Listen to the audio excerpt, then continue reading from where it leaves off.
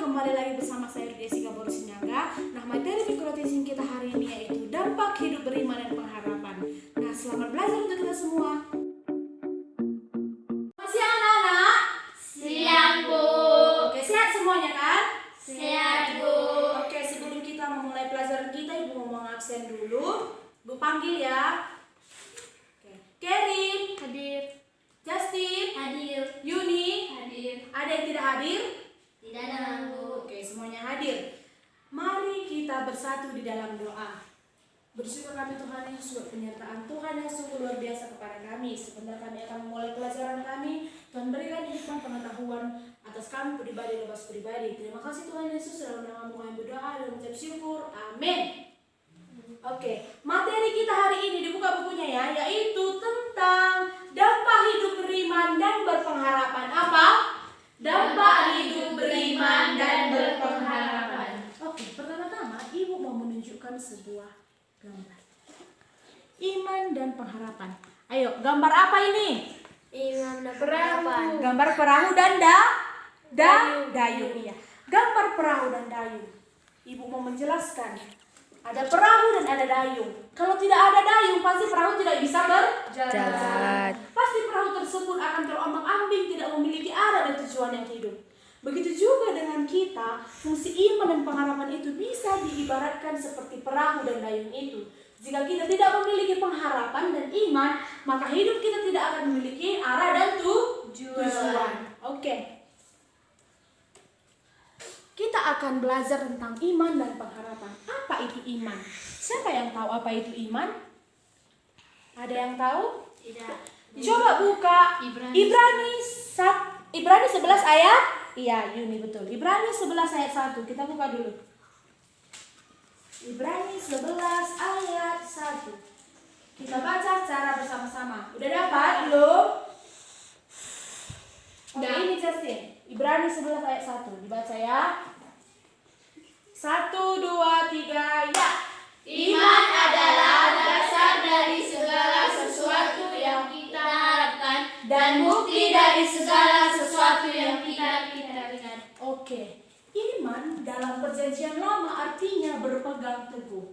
Iman selalu berkaitan dengan percaya. Nah, berarti beriman adalah percaya kepada Allah yang telah menyatakan diri di dalam Yesus Kristus. Beriman berarti juga mengakui bahwa Allah itu memiliki kekuasaan dan kita terpanggil untuk menyatakan kuasa Allah itu melalui pikiran kita, perkataan dan perbuatan kita.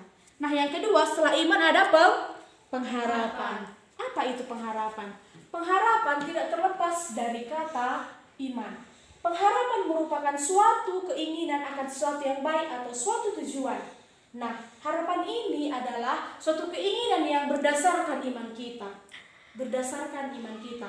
Harapan inilah yang membuat orang-orang tahan ataupun sanggup melawan hidup dalam masalah, dalam menanggung kesulitan hidup, dan kita mampu bertahan dalam kesulitan tersebut.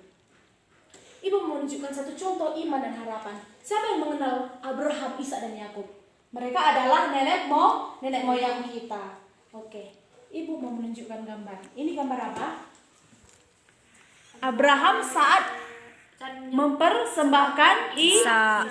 Nah, di sini Tuhan Allah menyuruh Abraham. Sebelumnya Abraham itu disuruh Tuhan pergi ke sebuah negeri yang dia tidak tahu ke negeri yang mana. Tetapi dengan iman dan pengharapannya dia mengikuti perkataan Tuhan tanpa neko-neko. Nah, di sini terlihat gambar Abraham dan Ishak. Abraham ingin mempersembahkan anaknya, tetapi apa? Tuhan membuat pengganti kurban atau persembahan Ishak dengan domba. Karena Abraham percaya kepada Tuhan. Ibu mau sekarang kalian berdiskusi. Di buku kita ada cerita yang pertama tentang Dr. More dan anak buta yang bernama Kai. Dan yang kedua ada Daniel dan kawan-kawannya atau Sadrak, Mesak dan Abednego. Ini gambar apa? Di dalam Api. di dalam perapian. Oke, coba kalian diskusikan dulu. Iman dan pengharapan apa yang mereka miliki yang bisa kita teladani? Oke, kalian berdiskusi, nanti ibu akan bertanya. Yuk.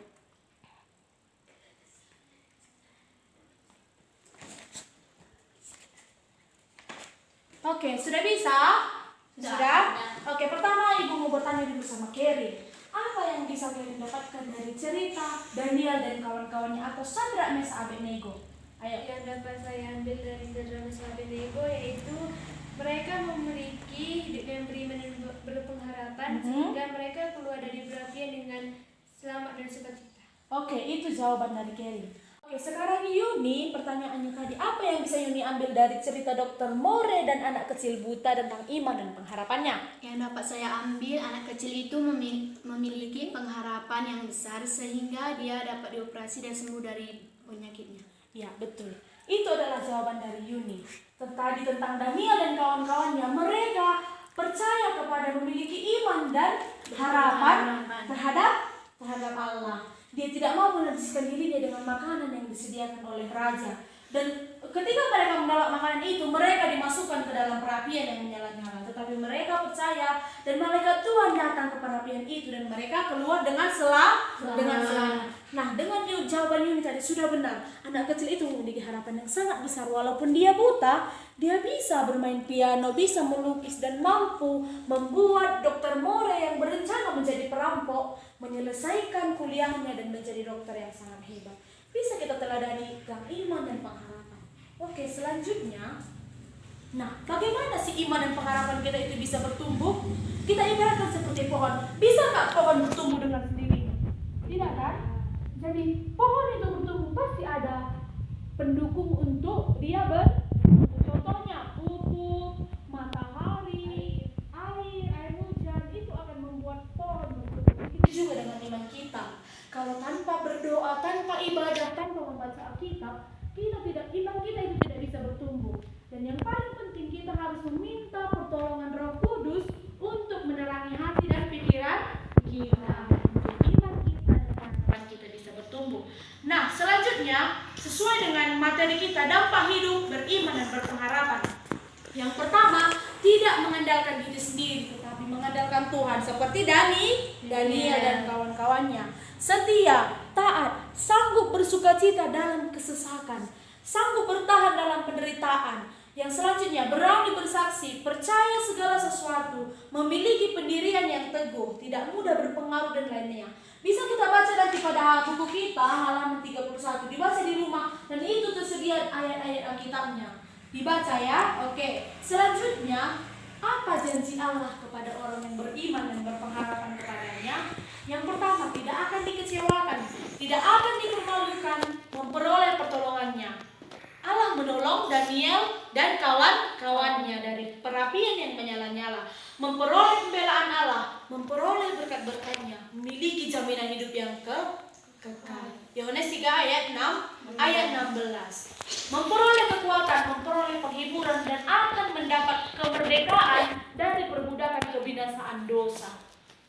Itu adalah janji Allah kepada kita orang-orang yang beriman dan berpengharapan. Bisa juga kita baca di buku serta ayat-ayat pendukungnya. Oke anak-anak, sekarang ibu mau kalian buat kesimpulan di buku latihan kalian tentang iman dan pengharapan yang dimiliki Abraham, Dr. More dan anak yang buta, dan Daniel dan kawan-kawannya.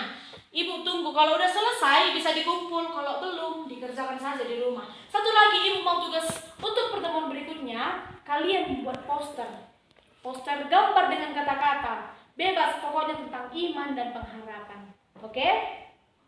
Sebelum kita menutup pembelajaran kita baca sekali lagi Ibrani 11 ayat 1. Ibrani 11 ayat 1. Oke? Ini Justin. Ibrani 11 ayat 1. Oke? 1, 2, 3, ya. Iman adalah dasar dari segala sesuatu yang kita harapkan dan bukti dari segala sesuatu yang tidak kita lihat. Oke, ibu mau kita bangkit berdiri, kita bernyanyi satu lagu. Yesus pokok dan kita laksanakan. Ayo berdiri. Yesus pokok dan kita laksanakan. 1, 2, 3, ya. Yesus pokok dan kita laksanakan. Tinggallah di dalamnya. Yesus pokok dan kita laksanakan. Tinggallah di dalamnya.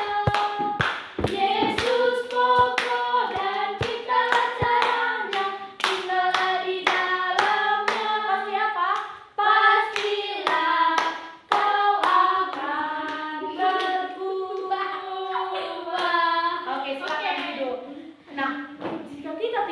dalam Tuhan Yesus, pasti kita akan berbuah. Iman kita akan bertumbuh dan berbuah, memiliki buah. Oke? Inilah pelajaran kita. Semoga pertemuan berikutnya kita menjadi lebih baik. Oke? Marilah kita bersatu di dalam doa. Terima kasih Tuhan Yesus buat berkat-Mu, kami masih dapat menyelesaikan pelajaran kami dengan baik. Kiranya apa yang kami pelajari Tuhan dapat kami aplikasikan di dalam kehidupan kami sehari-hari. Kau juga berkati anak-anak ini Tuhan. Terima kasih Tuhan Yesus, dalam nama-Mu kami berdoa dan mengucap syukur. Amin. Oke, selamat siang anak-anak. Siang, Bu.